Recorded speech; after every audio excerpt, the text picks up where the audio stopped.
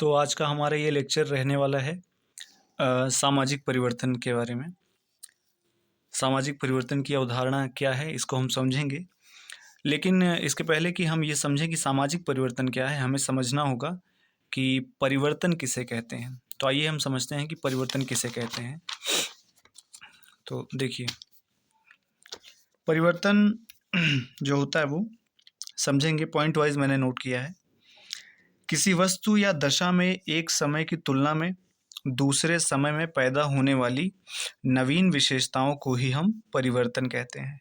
यानी एक time period से दूसरे टाइम के पीरियड के बीच में किसी भी वस्तु या दशा में जो नई दशाएं, नई विशेषताएं पैदा होती हैं, उन्हीं को हम परिवर्तन कहते हैं। ठीक है।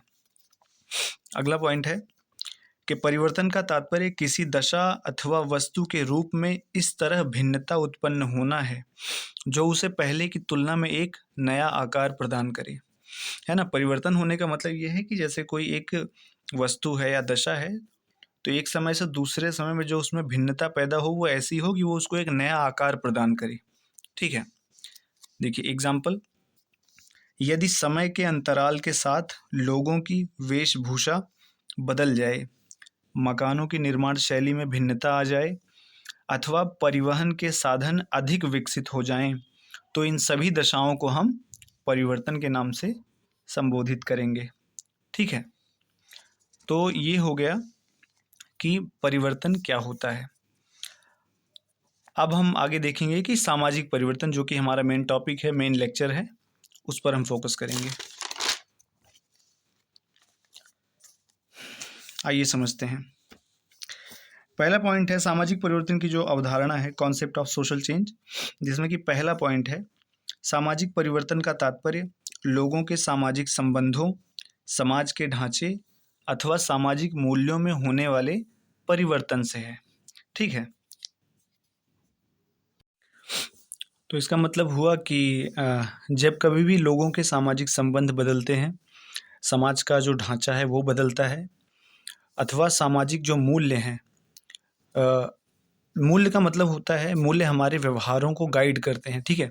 मूल्य हमें ये बताते हैं कि कौन सा व्यवहार करना हमारे लिए उचित है या अनुचित है। तो इस हिसाब से जब सामाजिक संबंधों में परिवर्तन होगा, समाज के ढांचे में परिवर्तन होगा या फिर सामाजिक मूल्यों में परिवर्तन होगा, तब हम उसको सामाजिक परिवर्तन कहेंगे। अगला पॉइंट है अगला पॉइंट है कि जब किसी समाज में लोगों की परिस्थिति और भूमिका, यानी कि परिस्थिति मतलब स्टेटस, सोसाइटी में व्यक्ति को जो स्टेटस मिलता है, जो एक पद मिलता है, और उसके अकॉर्डिंग उसको एक रोल दिया जाता है। ठीक है। तो जब कभी भी समाज में लोगों की परिस्थिति और भूमिका, विचार करने के ढंगों तथा जीवन की स्वीकृति विधियों में परिवर्तन होने लगता है, तब इसे हम सामाजिक परिवर्तन कहते हैं। ठीक है। अगला पॉइंट है कि सामाजिक परिवर्तन की न तो कोई निश्चित दिशा होती है और न ही इसका रूप सदैव एक जैसा रहता है। यानी कि हम ये नहीं बता सकते कि ये जो सामाजिक परिवर्तन हो रहा है ये किस दिशा में जाएगा, किस प्रकार का होगा। ठीक है। अगला पॉइंट है कि परिवर्तन के फलस्वरूप समाज कभी प्रगति की ओर बढ़ता है तो कभी परिवर्तन के कारण समाज में अनेक समस्याएं जन्म लेने लगती हैं। इसी कारण सामाजिक परिवर्तन को एक जटिल तथ्य माना जाता है। अब देखिए, यहाँ कहने का मतलब ये है कि सोसाइटी में जो परिवर्तन होते हैं वो कभी कभी होता है कि परिवर्तन फ़ायदेमंद होते हैं और कभी कभी नुकसानदायक भी होते हैं। तो अगर परिवर्तन अच्छा हो रहा है तो उससे राष्ट्र जो है उन्नति करता है, समाज उन्नति करता है, लोगों का जीवन बेहतर होता है। ठीक है, लोगों को सुविधाएं मिलती हैं। लेकिन कभी कभी कुछ ऐसे परिवर्तन होते हैं जो कि सोसाइटी में डिस्टरबेंस क्रिएट करते हैं, लोगों का जीवन खराब होता है उनके चलते। ठीक है। तो अब हम देखेंगे कि सामाजिक परिवर्तन की कुछ परिभाषाओं को हम देखेंगे। ठीक है। तो इनमें पहली जो डेफिनेशन है वो किंग्सले डेविस है, उनकी डेफिनेशन है। देखिए, ध्यान देंगे हम। किंग्सले डेविस ने सामाजिक परिवर्तन की व्याख्या पूर्णतः समाज शास्त्रीय ढंग से की है। वे लिखते हैं कि सामाजिक परिवर्तन से हम केवल उन्हीं परिवर्तनों को समझते हैं जो सामाजिक संगठन अर्थात समाज के ढांचे और प्रकारों में घटित होते हैं। देखिए प्रकार जो लिखा है, प्रकार का मतलब होता है फंक्शन। ठीक है, देखिए क्योंकि हर जो सब्जेक्ट होता है उसकी अपनी एक टर्मिनोलॉजी होती है, तो उसी प्रकार इसकी भी, सोशियोलॉजी की भी अपनी एक टर्मिनोलॉजी है, जिसके अंतर्गत ये शब्द आपको देखने को मिलेगा प्रकार्य। प्रकार्य ऐसा कार्य होता है सोसाइटी के जो अंग होते हैं उनके ऐसे फंक्शंस जो सोसाइटी को संगठित बनाए रखते हैं, जो समाज को सुचारू रूप से चलने में सहायता करते हैं, आगे बढ़ने में सहायता करते हैं, उनको हम प्रकार्य कहते हैं। ठीक है, दूसरी डेफिनेशन हम देखेंगे मैकाइवर और पेज के अनुसार। देखिए मैकाइवर और पेज, इनका कहना है कि एक समाजशास्त्री होने के नाते हमारा जो प्रत्यक्ष संबंध है वो सामाजिक संबंधों के अध्ययन से है। जैसा कि आप जानते होंगे कि इन्होंने ही कहा है कि समाज जो है वो सामाजिक संबंधों की व्यवस्था है। तो ये कहते हैं कि सामाजिक संबंधों में होने वाले परिवर्तनों को ही हम सामाजिक परिवर्तन कहते हैं। ठीक है, अगली जो डेफिनेशन है एमडी जेंसन है, उनके अनुसार सामाजिक परिवर्तन को व्यक्तियों के कार्य करने और विचार करने के तरीकों में उत्पन्न होने वाले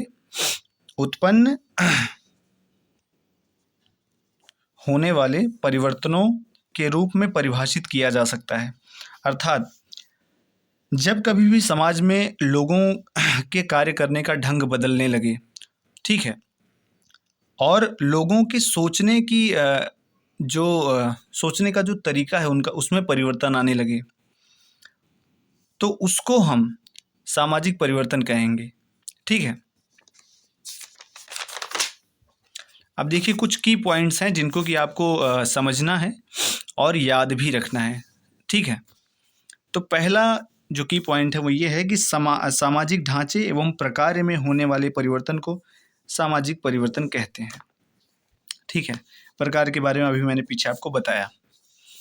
इसके बाद तो दूसरा पॉइंट है कि सामाजिक परिवर्तन का संबंध एक व्यक्ति अथवा कुछ व्यक्तियों के व्यवहारों, विश्वासों एवं मूल्यों में परिवर्तन से न होकर समाज के सभी अथवा अधिकांश लोगों की जीवन विधि में परिवर्तन से है। इसका मतलब ये है कि अगर किसी एक व्यक्ति के जीवन में परिवर्तन होता है, ठीक है, चाहे पॉजिटिव चाहे नेगेटिव, अच्छा बुरा जो भी, एक व्यक्ति का व्यवहार अगर बदल जाए, एक व्यक्ति के विचार करने का तरीका बदल जाए, तो उसको हम सामाजिक परिवर्तन नहीं कहेंगे। ठीक है, या मान लीजिए 10 लोग का विचार बदल जाए, 10 लोग की कार्य करने का तरीका बदल जाए, उनके मूल्यों में परिवर्तन हो जाए, तो उसको हम सामाजिक परिवर्तन नहीं कहेंगे। सामाजिक परिवर्तन का अर्थ होता है कि जब समाज के अधिकांश व्यक्ति या संपूर्ण व्यक्ति, संपूर्ण समाज जब जो है उसमें परिवर्तन जब होगा, अधिकांश लोगों की जीवन शैली जब बदल जाएगी, सोचने का तरीका, कार्य करने का तरीका, ये सब जब बदल जाएगा, व्यवहार करने का तरीका, तब हम कहेंगे कि हाँ सामाजिक परिवर्तन हो रहा है। ठीक है, और लास्ट वाला, सामाजिक परिवर्तन का संबंध मानव के सामाजिक संबंधों में परिवर्तन से है। देखिए जो समाजशास्त्र है, समाजशास्त्र के अंतर्गत समाजशास्त्र की जो विषय वस्तु है, यानी समाजशास्त्र के अंतर्गत जिस चीज़ का हम अध्ययन करते हैं वो है सामाजिक संबंध। प्राइमरी फोकस जो सोशियोलॉजी का रहता है वो सोशल रिलेशनशिप्स पर रहता है। ठीक है, अब हम बात करते हैं सामाजिक परिवर्तन की विशेषताएं क्या हैं। तो पहली विशेषता है कि एक स्वाभाविक प्रक्रिया है, यानी कि सामाजिक परिवर्तन जो है वो हमेशा होता रहेगा, ये एक स्वाभाविक प्रक्रिया है। ठीक है, दूसरा है एक जटिल तथ्य है। जटिल तथ्य इसलिए है क्योंकि इसको समझना थोड़ा मुश्किल होता है। ठीक है, इसकी दिशा का हम पता नहीं लगा सकते, किस प्रकार परिवर्तन होगा, कब परिवर्तन होगा, कितना परिवर्तन होगा, इनके सब के बारे में हम कुछ बता नहीं सकते, तो उसको समझना थोड़ा कठिन होता है। इसीलिए सामाजिक परिवर्तन को एक जटिल तथ्य कहा जाता है। अगला पॉइंट है कि निश्चित भविष्यवाणी संभव नहीं है। तो समाज में जो परिवर्तन होंगे उनके फलस्वरूप समाज संगठित होगा अधिक या विघटित होगा। ठीक है, वो परिवर्तन लाभकारी होंगे, हानिकारक होंगे, किस गति से होंगे परिवर्तन, तो इन सब की भविष्यवाणी करना लगभग असंभव है। अगला है एक सार्वभौमिक प्रक्रिया है। सार्वभौमिक का तात्पर्य ये हुआ कि दुनिया का ऐसा कोई भी समाज नहीं है जहाँ पे परिवर्तन न होता हो, यानी कि सामाजिक परिवर्तन दुनिया के प्रत्येक समाज में होने वाली एक घटना है, इसीलिए इसको सार्वभौमिक घटना कहते हैं। अगला पॉइंट है रेखीय तथा चक्रीय स्वरूप। सामाजिक परिवर्तन का जो स्वरूप होता है वो रेखीय होता है तथा चक्रीय भी होता है। इसके अलावा भी और भी इसके स्वरूप होते हैं। तो देखिए, अब अगर इसके बारे में और अगर चर्चा करनी हो तो वीडियो काफ़ी लंबा हो जाएगा, उसके लिए एक लॉन्ग वीडियो बनानी पड़ेगी। तो इतने से वीडियो में मैंने ये कोशिश की है कि आपको एक बेसिक अंडरस्टैंडिंग, एक बेसिक क्लैरिटी हो जाए, ठीक है।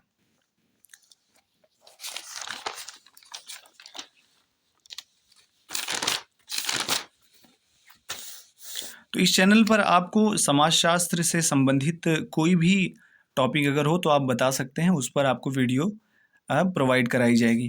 और ये जो नोट्स वगैरह जो मैं आपको जिस तरीके से मैं पढ़ा रहा हूँ, अगर आपको ये नोट्स भी चाहिए तो आप चैनल के डिस्क्रिप्शन में जाकर एक नंबर दिया है, उस पर व्हाट्सअप कर सकते हैं, तो आपको जो है नोट्स वगैरह भी प्रोवाइड कर दिए जाएंगे।